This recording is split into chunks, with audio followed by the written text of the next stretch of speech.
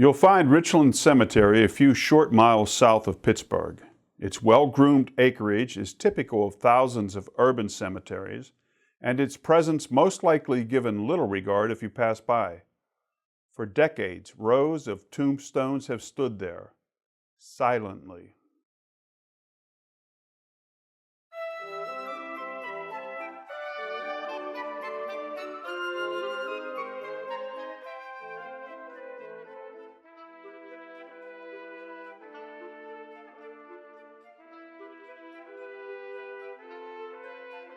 Silent.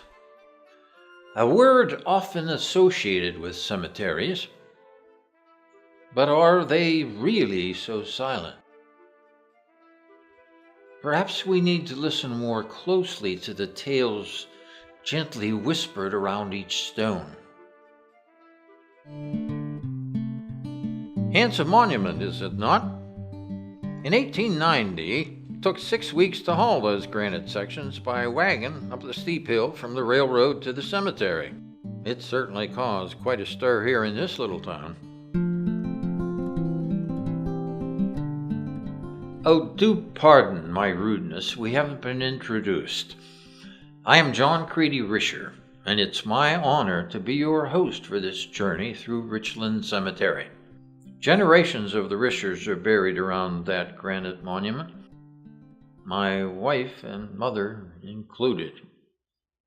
On May 11th, 1875, I lost them both on the very same day.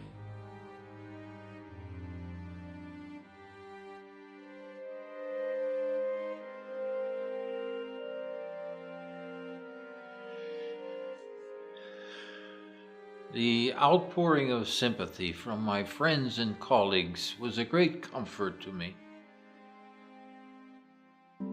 At one time, I owned almost every acre of land that Dravosburg rests upon. I made my fortune in coal mining, real estate, and boat building. Back in 1769, Henry Wood patented this property from the Penn family. The property changed hands 5 times before it came under my care. In 1886, the only cemetery in town, the German Lutheran Cemetery, had reached its capacity and there was a need for a new burial site. Therefore, I sold 13 of my acres on the hill above Curry's Hollow to the newly formed Dravosburg Cemetery Association. Henry Wood had called his tract of land Rich Lands. Thus, it seemed appropriate that the association used that name for the new cemetery. The first burial was that of infant Levi Watkins, whose existence on this earth lasted a mere 12 days. There are now almost 17,000 souls resting here, and each has their own unique story to tell.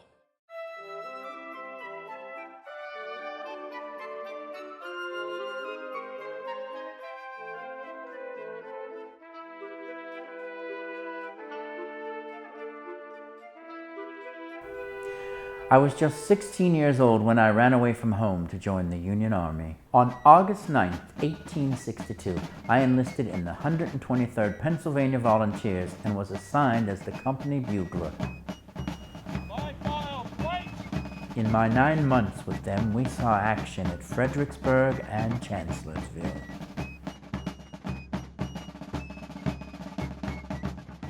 In 1864, I re-enlisted in Thompson's Battery C, Independent Pennsylvania Light Artillery.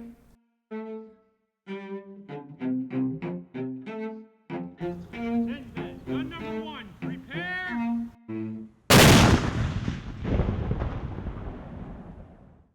While stationed at Camp Berry near Washington, D.C., we were granted leave and decided to take in a play called Our American Cousin at Ford's Theater.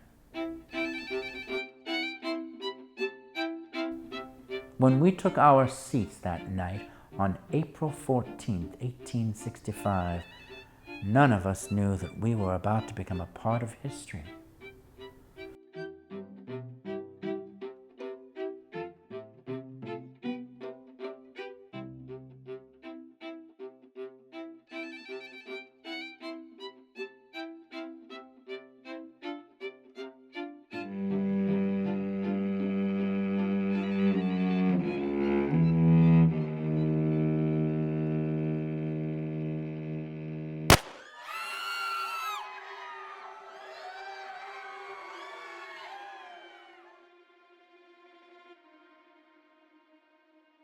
Mr. President.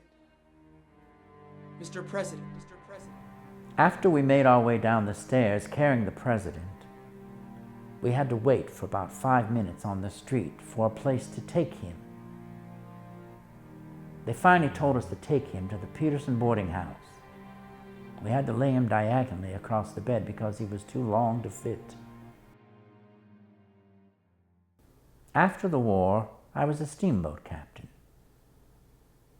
and became well known in river towns all along the Ohio. I married Minerva Thomas and we had 7 children. I saw and experienced a lot of things in my life, but nothing can compare to the night I became a part of history.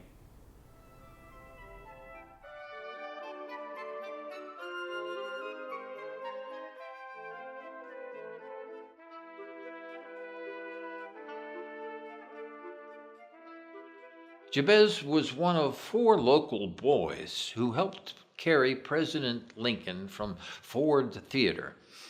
John Corey, William Sample, and Jacob Souls were also from the Mon Valley, and like Jabez, I'm certain that they regarded that particular night as the most unforgettable event of their lives.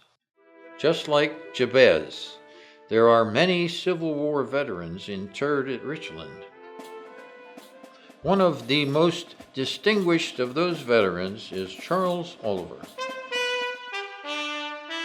Charles Oliver was a local boy born in Elizabeth in 1842. When the war started, he joined Company G, 12th Pennsylvania Infantry, and then re-enlisted into the 100th Pennsylvania Infantry, known as the Roundheads. He served to the end of the war and fought in some of the bloodiest battles of the Civil War, including Antietam. But it was at the Battle of Petersburg that Charles Oliver won his nation's highest award, the Medal of Honor. He led a counterattack to retake Fort Stedman and captured the colors of the 31st Georgia Infantry. The U.S. Congress awarded Charles 15 days paid leave in addition to his medal.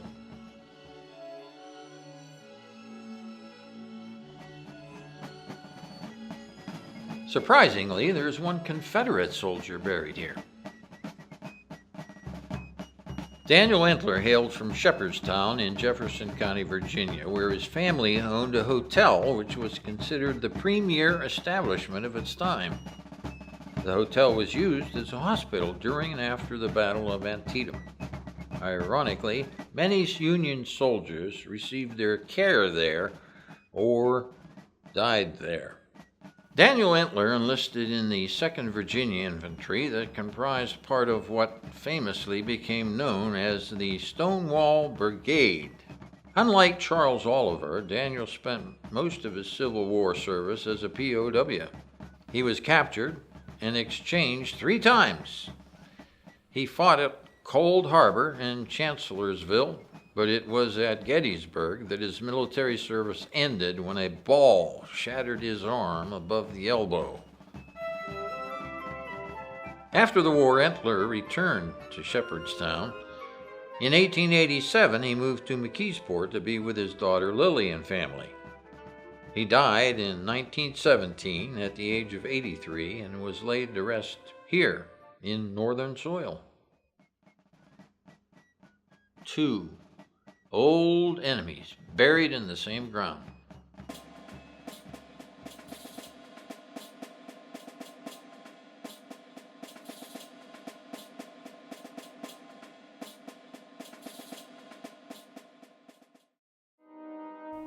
With malice toward none, with charity for all, with firmness in the right as God gives us to see the right, let us strive on to finish the work we are in, to do all which may achieve and cherish a just and lasting peace among ourselves and with all nations. President Abraham Lincoln's second inaugural address, March 4th, 1865. Unfortunately, the lasting peace to which Lincoln aspired was not to be, not between nations, and not in our own homeland.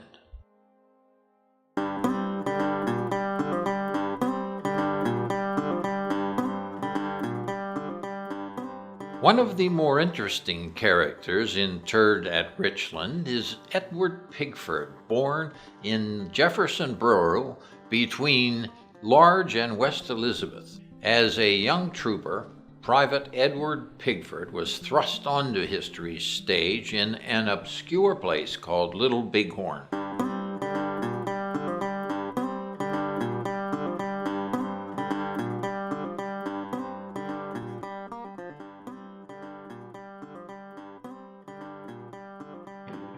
The day of that battle, we nearly died of thirst before the Indians ever got their chance at us.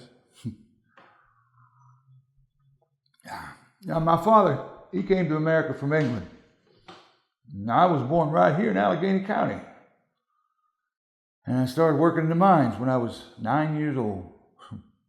Well, sir, I quickly decided that was not what I wanted to do for the rest of my life. No, sir, I craved adventure. So I ran off and I enlisted in the Army to fight the Indians. That was in September 1875. 9 months later, I found myself at the bloodiest defeat of the Indian Wars, Battle of the Little Bighorn. I joined the Army for adventure. I reckon I got enough of it that day to last anyone a lifetime. I had a horse shot out from under me. I saw a man die from a headshot right in front of my face. I saw Custer go down, and I helped bury him and his men. I took two bullets in the fight myself. There's one of them up here. I can't show you the other one in polite company. Why am I alive when so many others died? Well, I'll tell you, Hoss, it was luck. Not Custer's luck, no siree. It was my luck. Custer split the 7th into 3 battalions. Our battalion was to attack the Indian camp from one end, but Custer took 211 poor unlucky souls down the valley to attack from the other end. Well, we started taking casualties, so our commander pulled us back to a safer position. Custer, on the other hand, rode his men into a hornet's nest. Thousands of Sioux and Cheyenne, led by the great war chiefs, Sitting Bull and Crazy Horse. From where we were dug in, we couldn't see the fight, but we could hear it. The gunfire sounded desperate. My captain decided to send me and 2 other soldiers out to see how bad it was. Suicide mission if there ever was one. But we made it. We made it to where we could see Custer and his men make their last stand. We watched helpless as they were surrounded by a cyclone of naked savages, swirling tighter and tighter and screaming and shooting, and clubbing and tomahawking till there wasn't a white man left alive down there.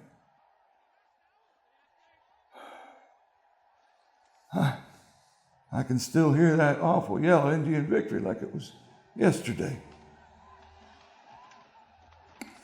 We had to fight our way back with the warriors after us, as thick as grasshoppers they was. The 2 men with me fell. I was the only one to make it back alive.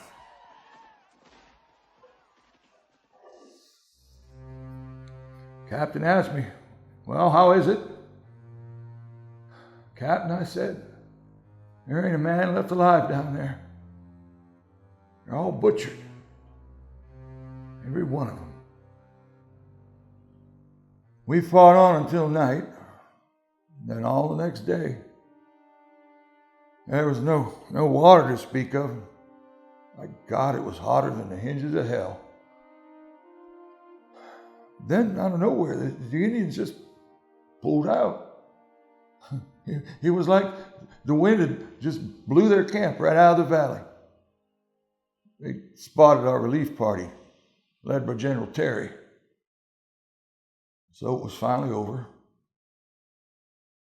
except for burying the dead. Bodies were a mess. Indians had stripped and scalped and mutilated every man and every officer. All except Custer.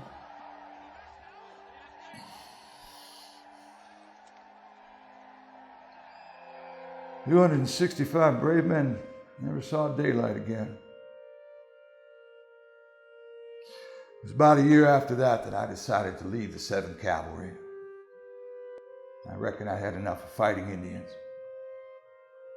I came back to Allegheny County, settle down, raise a family, and go back to mining.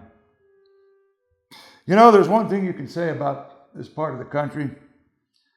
You may have to dig coal for a living, but by God, you're never going to go thirsty.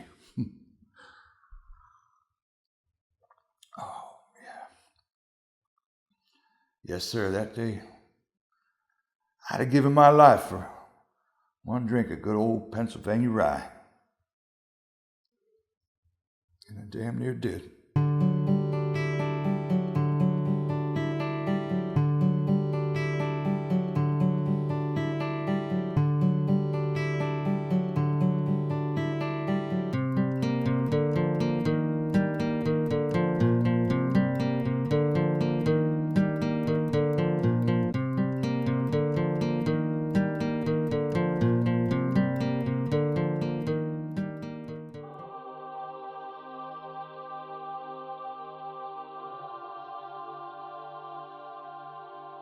On April 6, 1917, the United States declared war on Germany, and thousands of Americans joined the military to cross the Atlantic and fight the Germans.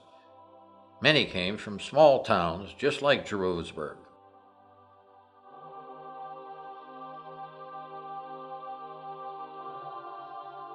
Claude Belts was one such young man. Claude was the first man from Dravosburg to die in that terrible conflict. He was killed in August 1918, just a few months before the war ended. Our American Legion Post 380 is named in his honor.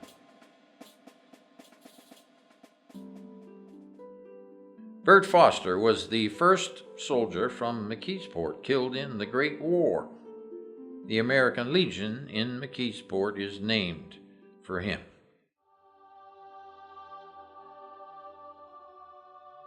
Charles Raymond Burns was the first casualty from Duquesne. The VFW post in that town is named in his honor.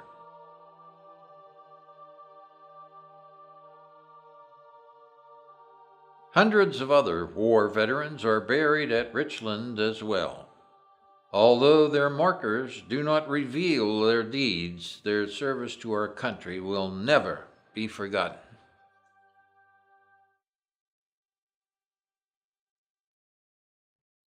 As the soldiers returned from Europe, another enemy, silent and deadly, attacked the entire world. By the fall of 1918, the Spanish flu pandemic, or La Grippe, had spread and eventually would kill more than 500 million people. 1/4 of the U.S. population contracted the flu, and 675,000 died from it. And it didn't spare women or children.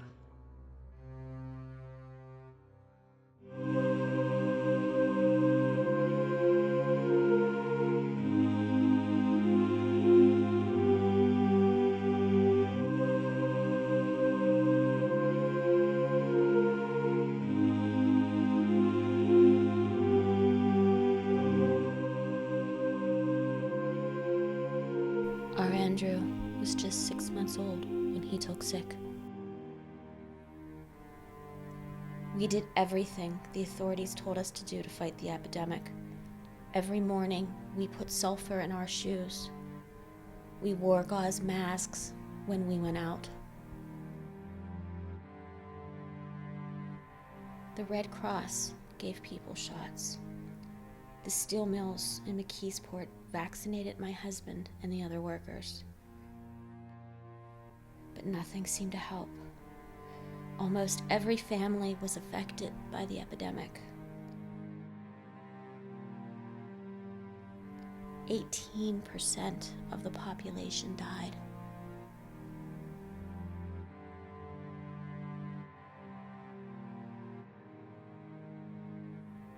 I can still recall Susan learning Verajaka on the spinet piano in the parlor.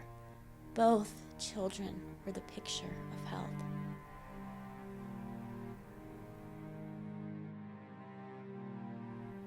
Before the grip took hold.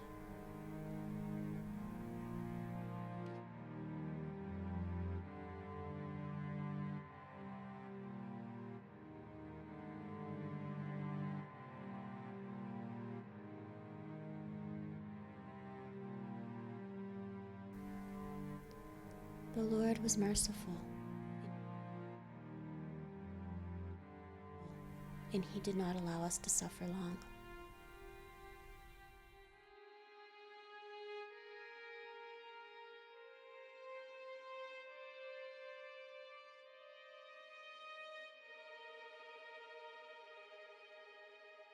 I had a little bird, its name was Enza. I opened the window and influenza. Its name was Enza. I opened the window and influenza.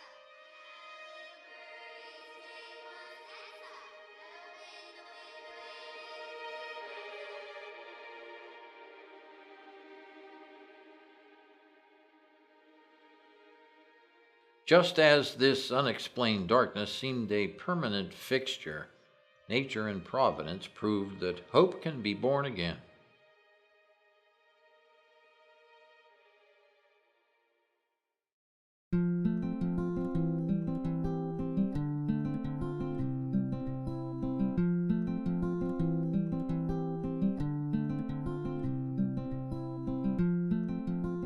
George Taylor, a poor young blacksmith, came here from England by way of Providence, Rhode Island.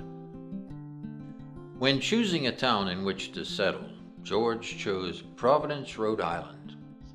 As he stated in his autobiography, "I trusted in Providence that Providence would provide, and it did." From there he ventured into the Monongahela Valley and worked in the steel mills. But his first love was poetry. George was a published poet, and he became unofficially known as the Poet Laureate of McKeesport. Since life at the longest is only a span, let this be our motto: man do good to man, and God will forgive us, I have not the least fear, if we should indulge in a glass of good beer. George read that one at the McKeesport Bartenders Union Social, held at Turner Opera House in McKeesport. Needless to say, they loved it.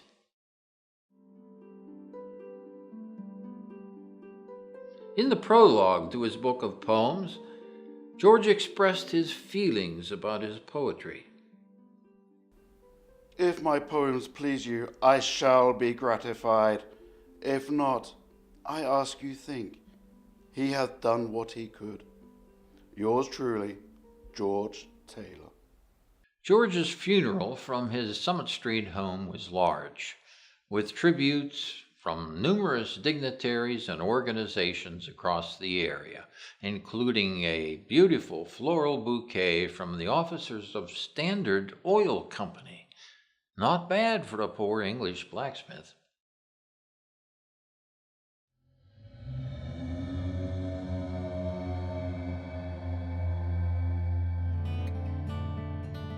What tour of a cemetery would be complete without a good ghost story? There have been some strange sightings over the years at Richland, the most recent occurring on this very spot. As the story goes, a gentleman visited the grave of his mother on a daily basis for months. The cemetery manager, Mike Nemeth, came to expect his visits. Then he abruptly stopped visiting.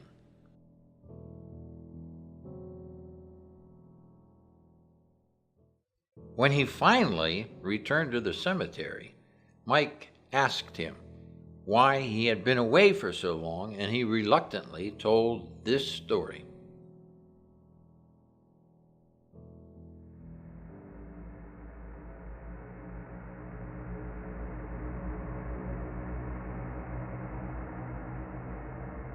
I was returning to my car after visiting my mother's grave.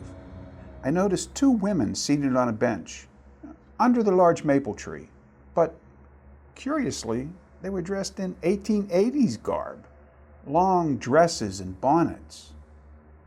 As I got closer, they both raised their heads to look at me.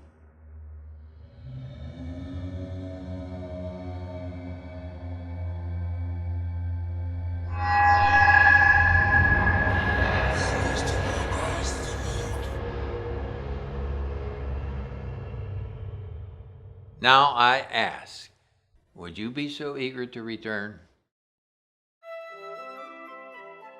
So you see, from the most elaborate to the most humble, there is a unique story behind every stone.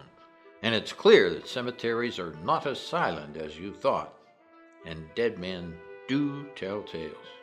I do hope you enjoyed your visit to Richland Cemetery. Good day, and come again soon.